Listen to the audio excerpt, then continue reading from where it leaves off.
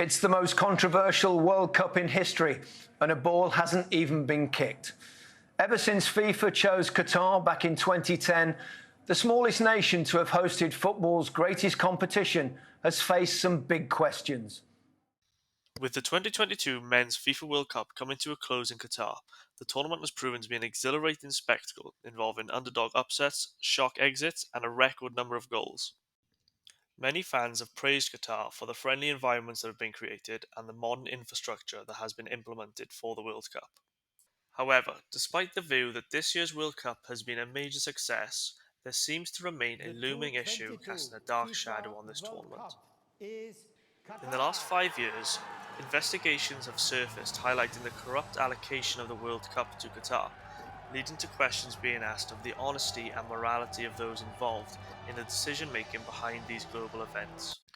In this vlog, we will cover how corruption is a significant issue not only in football, but in many different sports, and provide a criminological explanation for corrupt behaviour, drawing on a variety of theories that have been applied to sport.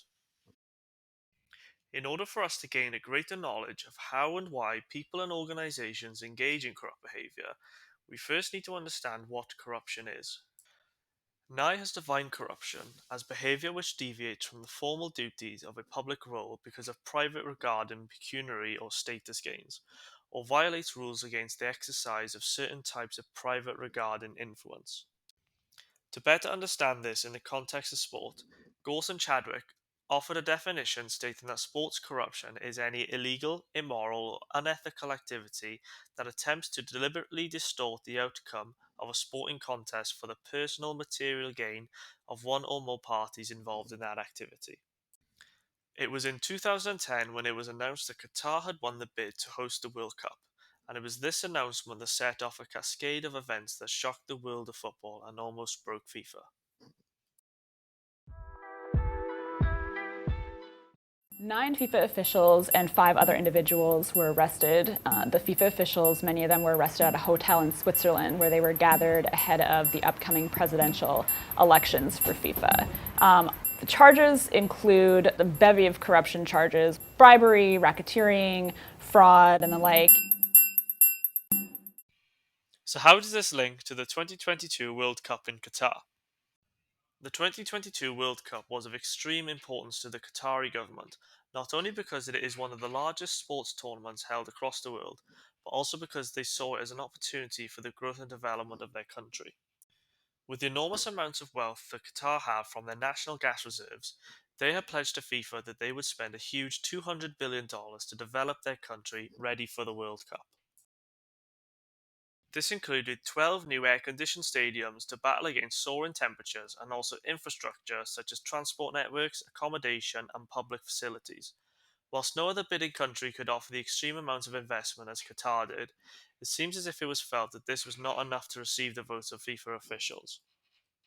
It was claimed by a British journalist that a Qatari-owned company had paid $2 million to a former vice president of FIFA, Jack Warner, in return for his vote for Qatar.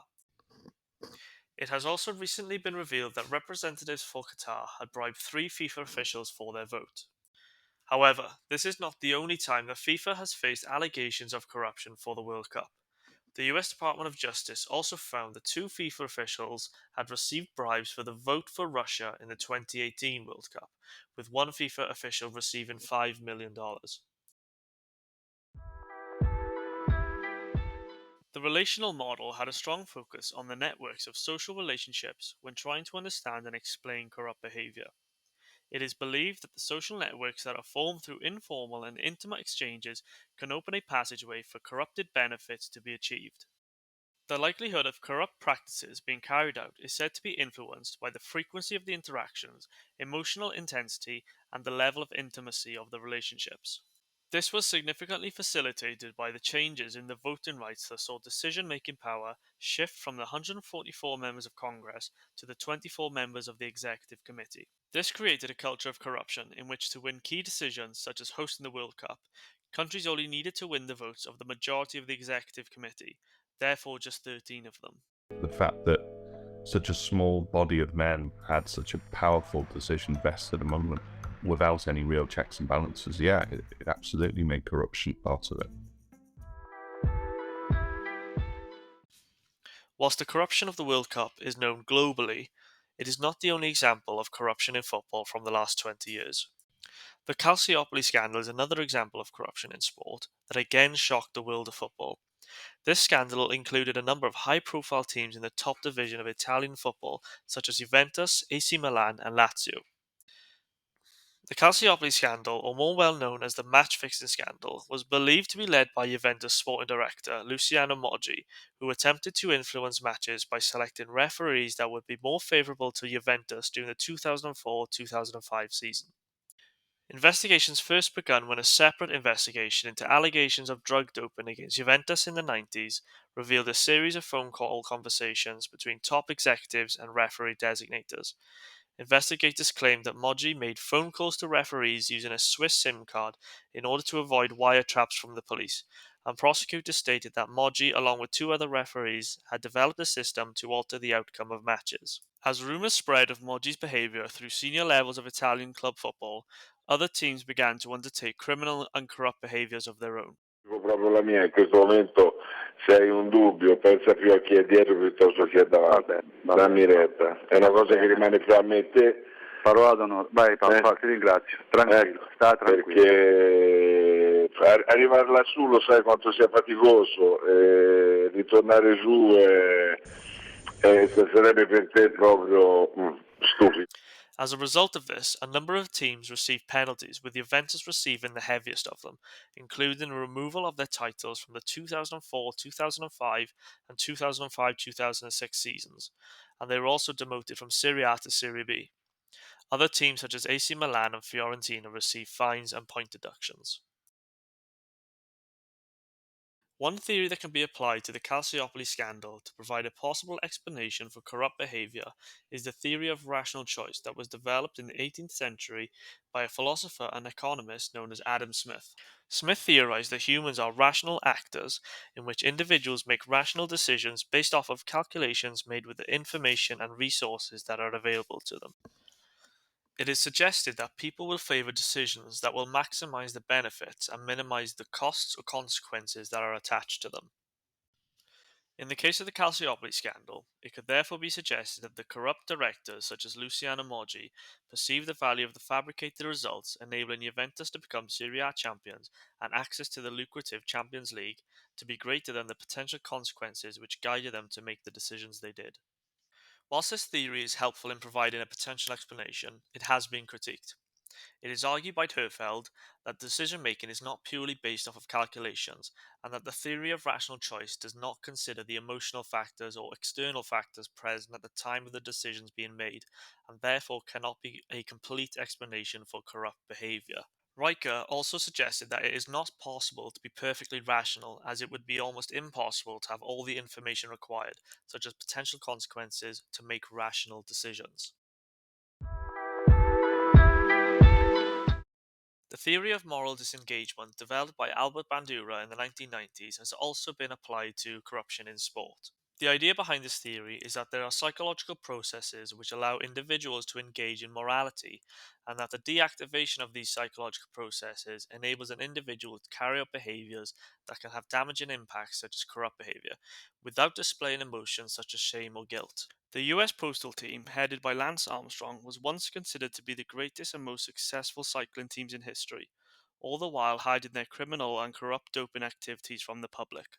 While suspicions were always aired in cycling circles because of the team's incredible outputs, a series of undercover activities, including potentially at the very highest level of the governing body of the sport, the UCI, helped to keep their dark truth hidden.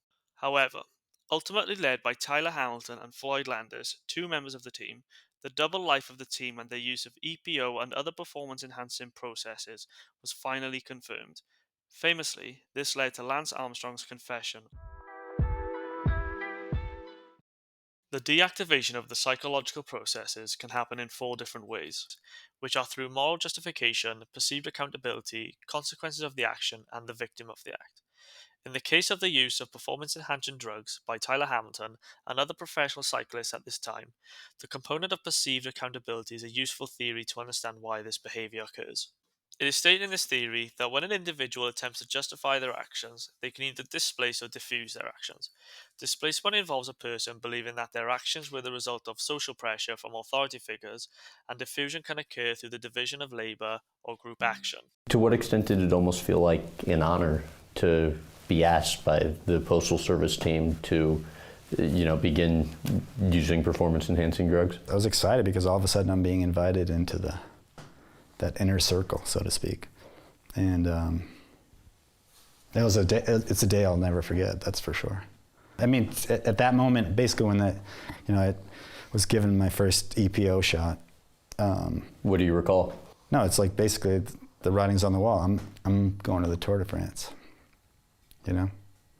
So I got to call my parents, tell them, hey, I'm going to start the Tour de France, so you better get your butts over here, because I don't know if I'm ever doing it again. I thought this whole cycling thing was just going to be a quick flash in the pan, and I'd be back in school in Colorado before I knew it. But within a couple of years, we're there like fighting for Lance to helping him win the Tour de France. It was just mind-boggling. Lance Armstrong's a powerful dude, very powerful. And so, did he intimidate me? Yeah. I mean, who knows what he meant by those words, but. It is clear from the previous clip that Tyler is displaying the displacement element of this theory by attributing his corrupt behavior to pressures coming from Lance Armstrong and senior members of the team, including team managers. The next clip shows the diffusion element of this theory, where Tyler talks about how, because the rest of the peloton were also taking performance-enhancing drugs, he therefore felt he could follow the criminal behaviors of others to ensure that he maintained a competitive edge in the races. At that level, we're all fighting tooth and nail with each other. Everybody's at a high fitness level. And then, if you're competing with guys who are, taking a few shots of EPO here and there, and you're pretty much at the same level, they're gonna be beating you. This vlog has highlighted a very small sample of the vast amounts of corruption that takes place within some of the world's greatest sports. It has been shown how even governing bodies that are in charge of these sports, such as FIFA, can be susceptible to corrupt dealings, and how a number of criminological theories have been applied to explain why corruption exists in sport. We have covered the relational model, rational choice theory, and also the theory of moral disengagement. These theories have helped apply a criminological lens to corruption, potentially enabling the opportunity to implement strategies to eradicate corrupt behavior from sport.